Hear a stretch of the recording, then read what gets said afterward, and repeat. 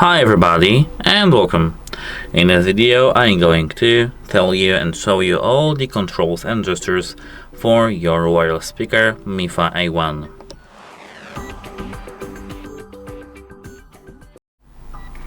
Let me place the speaker like that.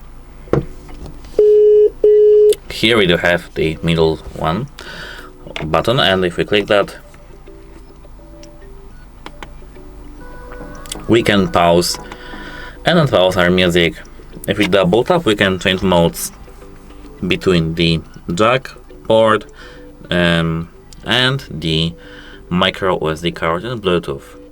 If we click plus button we can increase and decrease our volume level.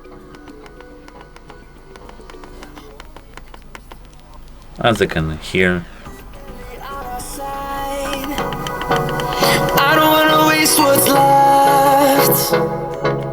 it works.